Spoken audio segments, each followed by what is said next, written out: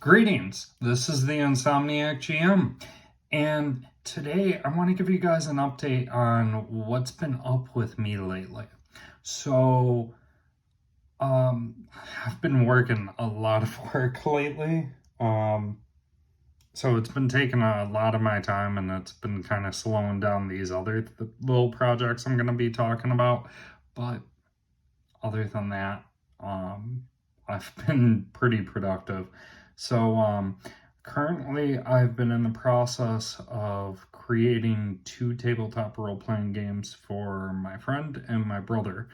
My friend does not care for any of the different Star Wars RPGs out there, so I'm designing one for him to see if he'd like it. I'm using the Year Zero engine to just convert it over to Star Wars. And then for my brother, he kind of has the same issue, but not with Star Wars, but with Pokemon tabletop role-playing games. The closest we found was Animon. I have that. I still wish they had a physical copy, but he may go with that, but he has me make an RPG for him. So there's that. Another thing too is one of my buddies and I were in the process. I'm waiting till things are more situated with him before I start going and buying all the stuff necessary for it. But we're going to be starting up a podcast. And the podcast, it's going to be a playthrough from a certain game system. I don't want to go into too much detail until we're closer, but we have a few things that make us stand out from other RPGs and RPG podcasts. And on top of that, I feel like we could have an audience that's not into tabletop role-playing games get into it. And my number one priority with it is to have fun first. And I want this podcast to be a place where we can have fun, the audience can have fun. You can ignore the world around you. Like, I want to keep it politics and all that out of the game. Now, other than that, I've kind of overwhelmed myself with games, but that I'm not complaining about that. So before, I was mentioning some time ago about running Pathfinder for a group of friends, and that's finally starting to go through. We had our session 0. I did a video on it previously.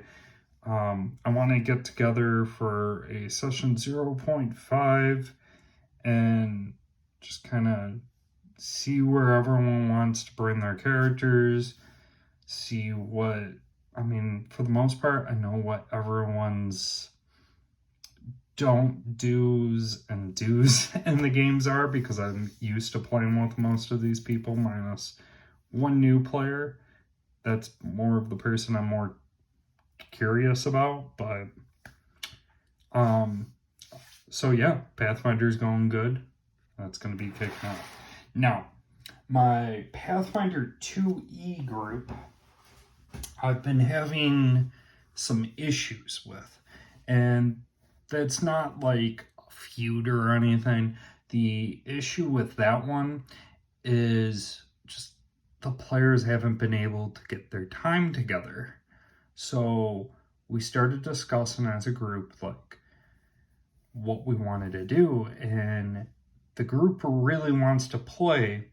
However, it turns out that usually my 2 players are usually free around the same time, and my other 2 players are usually free at another time. So we're putting the Pathfinder game on pause because we all do want to continue the story and they want to see where it goes. but we're branching off into 2 different games, but we're going to run different RPGs. So the one group for sure, we're going to run Star Frontiers. And I'm going to be honest with you, this has been in my collection for like the longest time. And I wanted to do videos on it before, but I genuinely thought no one in my group would ever want to play it, because when it comes to space role-playing games, my players much rather prefer Starfinder. So I'm glad that I'm going to finally be able to run this thing, and yeah, I'm excited for it. I've been cracking into the books like crazy last night and trying to come up with a sandbox-like game for them. But the other group, we have not decided on the game, but I'm pretty sure I already know what it is.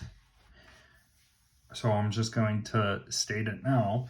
But before in the past, I mentioned that we were going to run an actual monsters campaign. What interfered with it was the players instead wanted to play Bunkers and Badasses. So that completely stopped all plans on that. So I would be surprised if this group does not go with Bunkers and Badasses. The other game that seems up their alley is Twilight 2000. So we'll see where that goes. Now, another thing I'm going to be running, hopefully I get to run it next week. There's always the possibility that I don't, but either way, I will at some point be running it. Sorry, I got so many books around me right now. Oh, there it is. So I'm going to be running for 2 people who've never played RPGs before. So the games we may be running is OVA, because one of the players is a huge anime fan and a huge My Hero Academia fan, and the other player is crazy about superheroes and that. And I figure I can run a My Hero Academia game. Now, the other option that we may run, I think this is the more likely option, is Tales from the Loop. And that's because both of them are pretty big into the 80s. So we'll see, but that's going to be a one-shot. I won't know until closer to the time. Now, this is the campaign I'm looking forward to the most, and some of the RPGs I'm not stating because it's not a for sure thing, but I had a few friends who wanted to try out new RPGs. They didn't want to just keep playing 5th edition Dungeons and Dragons, so they came to me. And because of that, I pitched the idea of running a campaign where I link multiple game systems together into one long arcing story. So the games I'm going to run for them is I'm definitely starting off with Crypt World. And the reason why I'm starting at Crypt World is a lot of my friends in my circle are used to Dungeons and Dragons 5th edition, and some are used to Pathfinder and Starfinder. So they're very much in the mindset of beating everything with a stick. However, like the players that I play with the most, I've kind of swayed them out of that mindset. Like they stop and think. But with Crypt World, they can't necessarily do that. So I'm going to start changing the way they normally think in like those higher power games and slowly bring them back into games like that, where it'll hopefully change their whole perspective. If not, whatever, that's fine. So we were going to start with Crypt World. And then the second one, I grabbed the wrong book, but Call of Cthulhu. It's Call of Cthulhu. Why not? I love Call of Cthulhu, and Halloween running it, a bunch of my players like fell in love with it, but these players have never played Call of Cthulhu, and it has been on some of their lists. So, and with how much of a Lovecraft fan I am, they're also very curious to see what the big fuss is. Now, I don't own it, but the one I'm going to run between Crypt World and Call of Cthulhu is Vossen. I'm going to be getting that as a gift. But, so yeah. Now, after Call of Cthulhu, I'm going to run Savage Worlds. And with this, I'm going to be using the Weird World rule set. So it'll kind of fit in with all those other games, and it'll be set during the World War. So after that, like I said, I'm trying to connect these all together into like one long arcing story. Now, next one I was going to use is Marvel Phase Rip. However, the players are not going to play superheroes. I'm going to be using the rules to make it feel very pulpy and action-packed. Now, I know I do have Pulp Cthulhu, and I could be using Pulp Cthulhu. I want to try going with systems that have different rules. So, let's say they don't like one of these games. They don't have to play it again. They can get an idea with another game. So, yeah, I plan on running a pulpy, action-packed game. Now, I talk about this one a lot, so you should not be surprised. Actual monsters! So, this one was not avoidable for me, especially with how I've told my circle how the game went on Halloween with my players, so they've been wanting to try it. Now, after that, I am going to run not 5th edition Vampire, but Vampire the Masquerade 20th anniversary. I like this so much more. So, big book. Can't wait to actually run full campaigns with this thing. Like, already my brother, like, he wasn't interested in 5th edition, and as we started talking about this one, he's actually been curious, and he's considering even getting into Changeling. So, next we will be running Cyberpunk 2020. Now, the reason why I'm going with 2020 is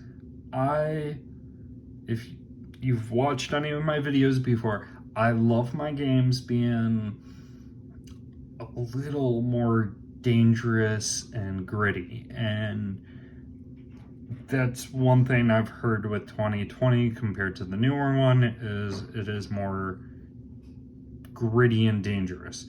Now, I'm fine with it being set in the year 2020. I know I could change it, but I feel like in the same sense of like Twilight 2000 or Tales from the Loop or Things from the Flood, just treat it as an alternate universe. Like, I don't hear anyone freak out about those games being set in the timeline they are, because it's acknowledged that it's a different universe. But that's my mindset with Cyberpunk 2020. Now, after Cyberpunk 2020, I mentioned this book once before, but I haven't actually gone into great depth with it. But after the bomb, the Teenage Mutant Ninja Turtles game, where they removed the Teenage Mutant Ninja Turtles from it, like, there is an older version that actually has Teenage Mutant Ninja Turtles on it. However, they actually felt like that hurt their sales, and from my understanding, this actually, removing the turtles actually helped with their sales, if I remember correctly. So, after that, we got Starfinder. There was no avoiding this for me. One of the players in this group loves Starfinder, and another one has been dying to play Starfinder. So we're gonna end up running that one.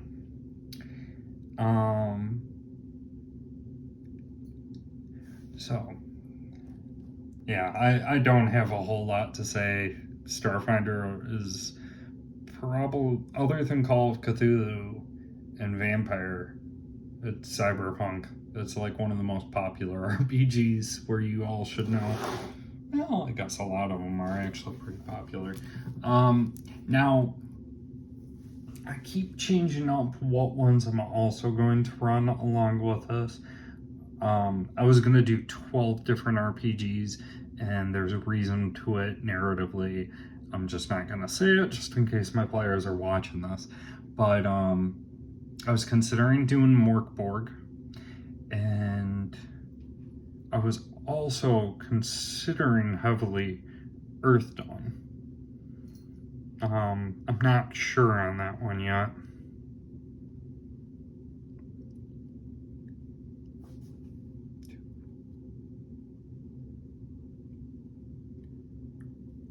Yeah, but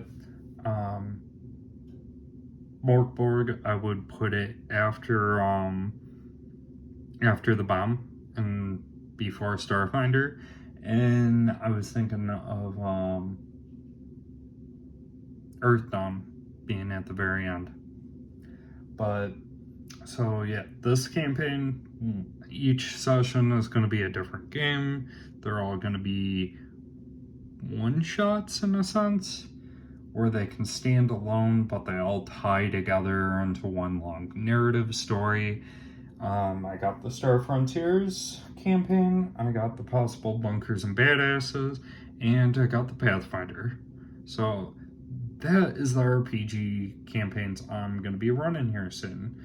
I know that was kind of a lot to unload on you guys, but I've been kind of busy and just figured I'd let you guys in on what's been up with me.